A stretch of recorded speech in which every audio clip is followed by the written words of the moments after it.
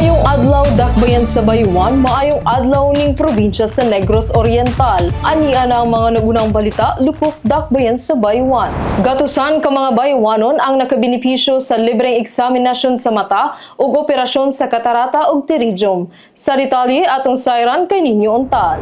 Gatusan ka mga Bayawanon ang nakabenepisyo sa libreng eksaminasyon sa mata ug operasyon sa katarata ug pterygium nga gipasidunggan sa Lions Team Multiple District 301 inubanan sa International Care Ministries, LGU Bayawan ug ning probinsya sa Negros Oriental. Kini nga aktibidad milungtad og 5 ka adlaw gikan Enero 18 hangtod 22, 2025 sa Bayawan District Hospital. Gani personal nga gitambungan ni Mayor John Raymond Jr. ang unang adlaw sa medical mission o kon screening sa mga pasyente inubanan ni Mr. Angelo Pigasendo, ang UIC Administrative Officer sa BDH ug uban pang personnel sa Bayawan District Hospital. Matud pa sa head ning maong club, Dr. Rosario R. Meneses, usa ka community ophthalmologist nga adunay pipila ka mga pasyente nga dili Bayawanon ang miduyog sa maong programa nga ilang gidawat tungod kay mao kini ang tumong sa aktibidad nga matagaan og paglaom ang mga kahigalaan nato nga may diferensya sa panglantaw.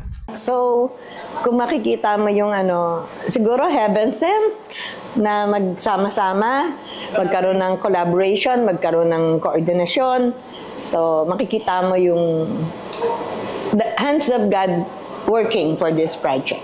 I'm happy that this is the first city that we were able to visit and did cataract surgery in June. And yung majority ng cases natin, actually hindi na kailangan ng pambasa, na talaga sila yung hand movement and light perception. So they are near blind na. And we call it hypermature cataracts. The level of the condition of the eye is already, needs immediate surgery. Mga Bayawanons and other parts of Negros Oriental kasi very active din naman si Governor dito sa pagsuporta. Pero masaya ako dahil si Mayor Jack yung hands-on and he really cares for those who are visually impaired, So ang sa akin, most likely we can have a third tranche na hindi ko pa nasasabi kay Mayor pero hopefully papayag siya. And ang akin lang po, meron kayo, yung mga naoperahan po, meron kayong magagawang mabuti rin sa inyong kapwa. Kung kayo po ay nakakita, let those na wala ng vision o hirap na sa mata, na kitain po kami pagka kami nagpunta dito because we might be of help. And thank you so much also for being supportive of this activity. And media mileage is good. Kaya para lahat ng tao marating ang pangangailangan. Okay? Nagiging second home na namin ng Bayawan. Okay? Salamat din po. Thank you so much. Sa dugang pa, may paabot usab sila og 500 ka pares nga reading glasses ug mga tambal alang sa mga kaso nga non-operable. Dako usab ang pasalamat sa mga kahigalaan nga natabangan sa mga medical mission ug nilaom nga mudaghan pagayud ang ingon niini nga programa. Atong usang tuig arang-arang pa ni nga karon ganam na gid siya. Ingon ko nga paoperahan ng tanakos di magiti, wala man may ikabot nga kwarta. Kay habal-habal driver akong bana. Salamat kayo ko nga na-pray karon. Nagkuhan ang mayor. Salamat yun kayo niya. Nagpasalamat kayo kung dako, ma'am, sa mayor nato dire. Nga, nakatabang siya sa mga gulang intaw nga di nakakita. Gusto yun makakita.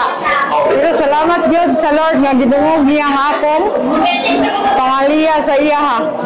Kay sa una nga dili ba ko makakita, anig sugnod ako sa kahoy, mapil akong kamot. Makahikap ako bitin or itik. Pero karon salamat yun kayo. Praise the Lord. Huwag salamat kayo ninyo sa iyang pagtabang namong mga senior citizen. Gikan sa Media Bureau, kini si Ninyo Untal, Ibayaw Bayawan, kita ang Bayawan. LGU Tudela Misamis Occidental may bisita sa Bayawan aron sa pag-benchmarking. Sa detalye, kay Daisy Mimanzo. Malipayong may bisita ni adtong Enero 22, 2025 dinhi sa dakbayan sa Bayawan ang mga opisyales ug pipila sa mga department heads sa LGU Tudela Misamis Occidental. Aron personal nga pagsusi sa mga best practices sa syudad, ilabi na ang pagkat-on sa pagdumala sa Bayawan Sanitary Landfill. Gani, personal silang giabi-abi ni Mayor John T. Raymond Jr. panag-uban sa pipila sa mga konsehales o ingon man ni City Administrator Corazon Lerazan. Matod pa ni LGU Tudela Konsehal Marites Mixdon, nga gawa sa mga pinasahing programa nga ilang nakita, ilang gidayeg usab ang kalimpyo o kahapsay sa syudad sa Bayawan. Lipay kayo nga niabot diri og naamis mi sa inyohang lugar nga nindot kwapo, limpyo o maayog pod ang pagdawat namo diri. Ni ami karon diri sa Bayawan, kauban ng amo ang mga engineer sa among lungsod o kadto amo ang sa among menro, no, kay gusto jud ning motan-aw aning inyong sikat karon nga landfill, no, dungog naman ni kaayo og nindot kay mga feedbacks mo nang kami sa among lugar na may ongoing dito nga construction pod sa among landfill. So gusto pod mi nga mutan-aw gud in person kung unsa gyud ang inyong mga pamaagi nga nahimo pod nga nindot ang inyong landfill. Mayor, daghan kayong salamat sa mainiton kaayong pag dawat namo diri sa inyong siyudad, no? O gitugutan jud ninyo nga hinatod pa didto sa inyong landfill nga ma-experience pod namo.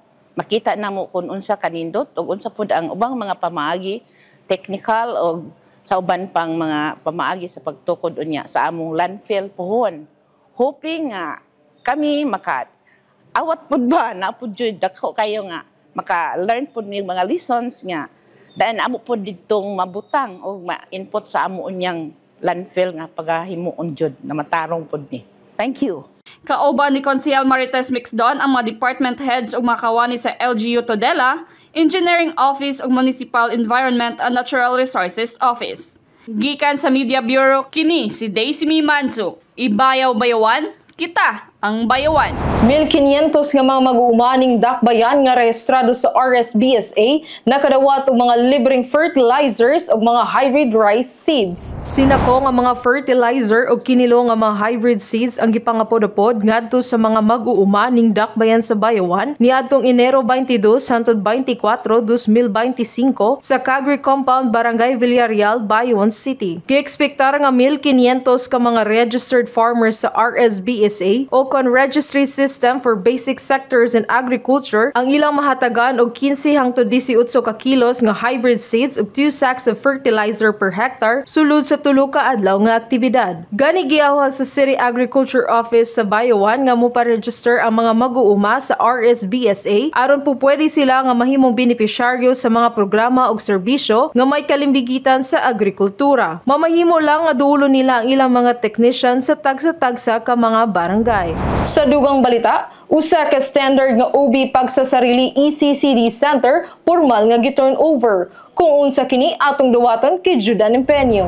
Formal nang gi-turnover ngadto sa Barangay Maninihon ang bagong OB pagsasarili ECCD Center ni adtong Enero 22, 2025. Gani gipanguluan ni Mayor John T. Raymond Jr. ang blessing and turnover ceremony niini inubanan sa pipila sa mga konsehales ning Dakbayan, CSWD Officer Marchita Tuwale, ECCD Program Coordinator Lizelle Albina, mga opisyales sa Barangay Maninihon pinanguluan ni Kapitan Rona Pibida ug mga lumulupyo ni ini. Ang pag-establisar og mga OB pagsasarili ECCD Center usa kini sa mga tinguha ilalom sa administrasyon ni Mayor Raymond nga ang tanang mga barangay sa Bayawan mabutangan og susamang pasilidad may tungod prioridad niya ang kalidad nga edukasyon sa mga kabataan. Gani dako ang kalipay sa mga ginikanan nga abli og magamit na ang mga pasilidad din mahimong komportable ang pag-eskwela sa mga bata ug gawa sa kompletong mga gamit ni ini.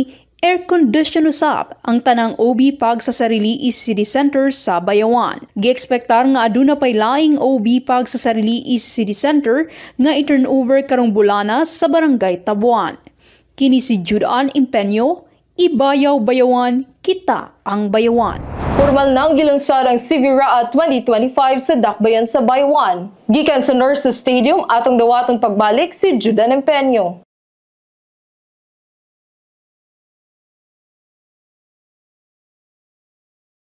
Sa laing balita, PNP Bayawan City Police Station nga gipanguluhan ni Police Lieutenant Colonel Joson Paralag nahimong number 1 sa tanang police station sa tibok Negros Oriental. Sa dugang pa, ang Bayawan City Police malampuson nga nasikop ang top 1 most wanted person sa city level, nga nailan usab isip top 4 most wanted person sa provincial level alang sa statutory rape. Daghang salamat sa iyong pagpaningkamot nga mamintinar ang kalinaw ug kahapsay sa dakbayan sa Bayawan.